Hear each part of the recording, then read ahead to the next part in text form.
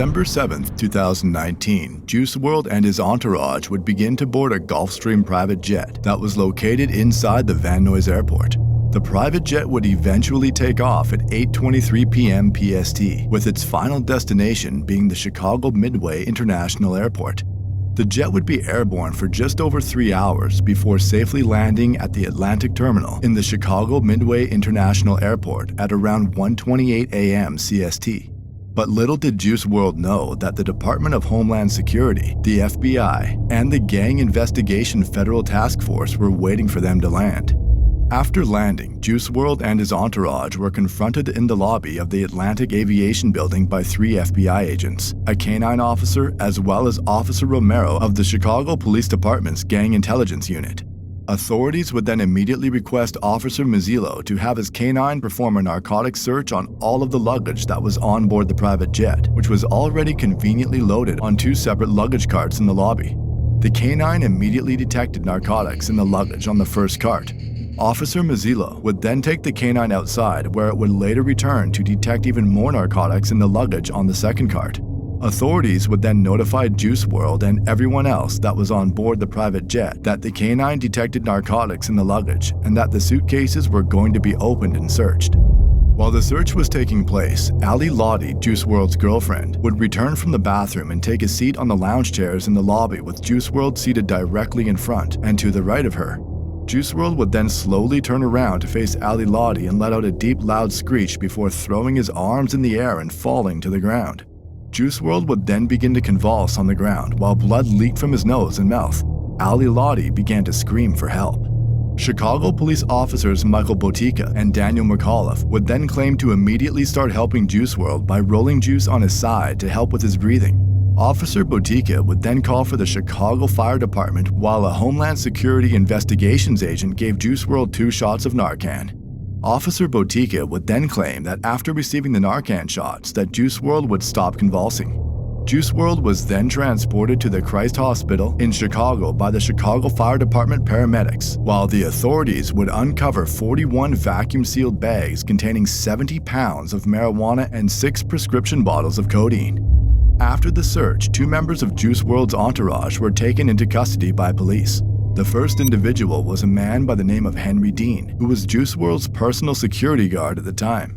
Henry Dean was never on the private jet, but was waiting for them to land at the Chicago International Airport along with a limousine service to pick Juice WRLD and his entourage up in.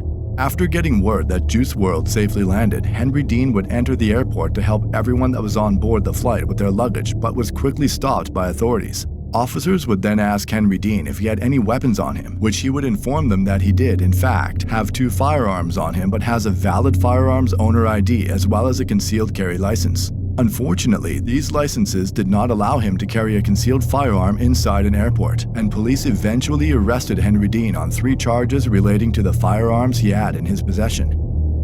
The other individual arrested was Chris Long, Juice WRLD's personal photographer and videographer. Chris Long was arrested after authorities discovered a bag containing camera equipment along with a .40 caliber pistol hidden inside. When asked who the bag belonged to, Chris Long would claim ownership of the bag but denied any knowledge of there being a firearm inside. Chris Long would then be arrested and charged with unlawful possession of a firearm at around 2:03 a.m. on December 8, 2019. A little over an hour later, Juice WRLD would be pronounced dead by Dr. Sean Motsney at 3:14 a.m. The cause of death was later revealed to be oxycodone and codeine toxicity. Everyone else that was on board the private jet was free to go without any additional charges.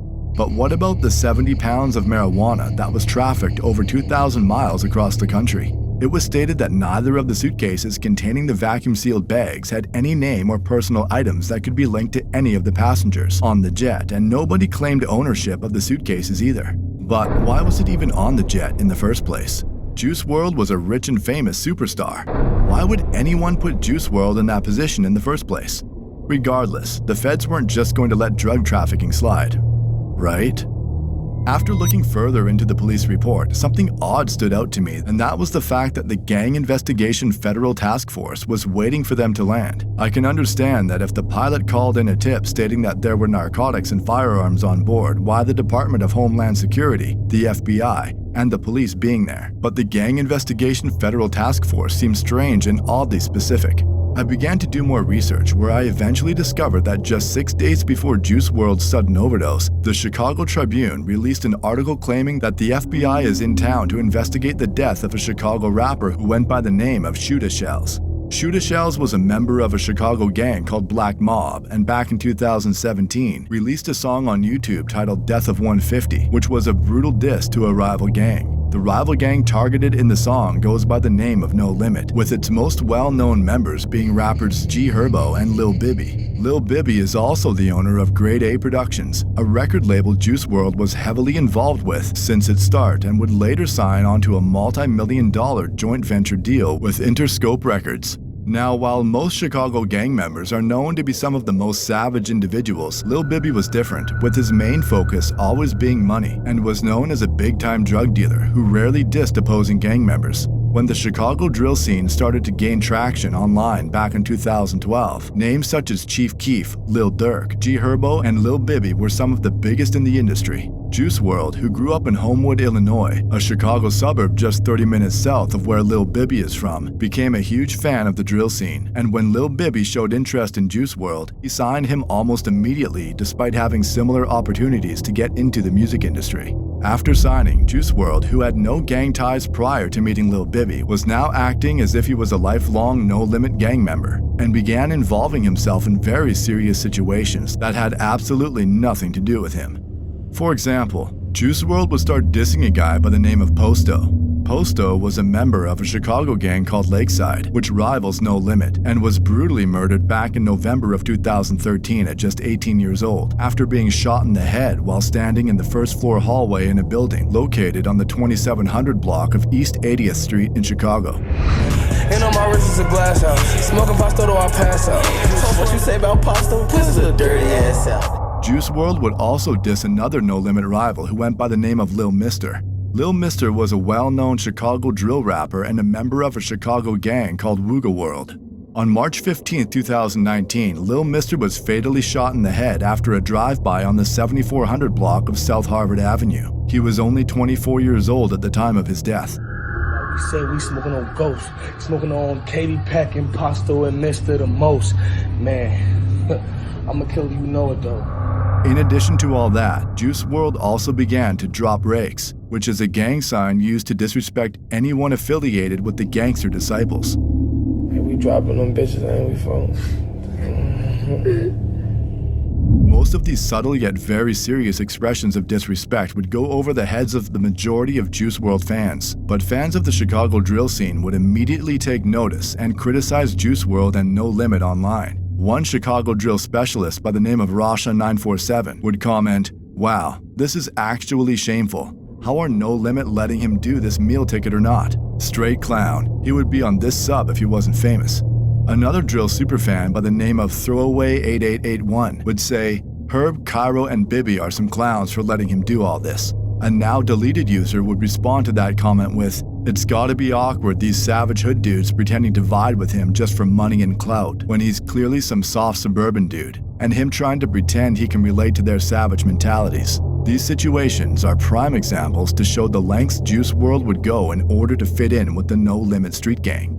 Now, going back to the narcotics found on Juice WRLD's private jet, fans have been speculating on several theories since the day it happened, with a common one being that the narcotics found on Juice WRLD's private jet were for personal use and were most likely being brought from California to Chicago to be given out to the guests at Juice WRLD's 21st birthday party that was scheduled on the day he unfortunately passed away.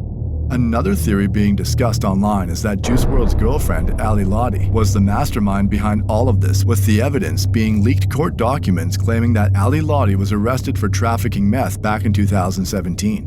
Ali Lottie denied these claims on Twitter by tweeting, "Never seen meth ever, and I'm pretty sure meth is Adderall. Again, this paperwork has nothing to do with me. I'm so sorry. I don't even know the lawyer." Fans would also speculate that Chris Long may have something to do with this due to his ties with the underground cannabis industry in Los Angeles. This is Chris Long, the plug. Royal Buds LA is a store that sells medicinal marijuana. Yes. And you're the manager. Who owns it? Or can you talk about that? Some guys own it. So you really can't talk about who Well, owns it? I'm not gonna. Okay, that's The fair. weed business is a already business shady. I where love the weed business. information is kept close to They the don't chest. secret. Yeah. But basically, he works for some dudes that own a lot of them. Like, he works with them, and they are fucking. How'd they kingpins find with you? this Shit. And others, more specifically the Chicago drill scene, would speculate that No Limit was behind all of this the whole time, with one highly upvoted comment in particular stating, Juice WRLD was getting extorted, even though some people like to deny it. Another user would respond shortly after saying, thank you. Why would Juice WRLD be traveling on a jet with so much weed? No Limit was using him as a crash dummy. He just so happened to be a superstar. We will likely never know why and how this situation came to be, but at the end of the day, 70 pounds of narcotics were found in the luggage on board the private jet, with the Gang Investigation Federal Task Force in particular waiting for Juice WRLD and No Limit to land.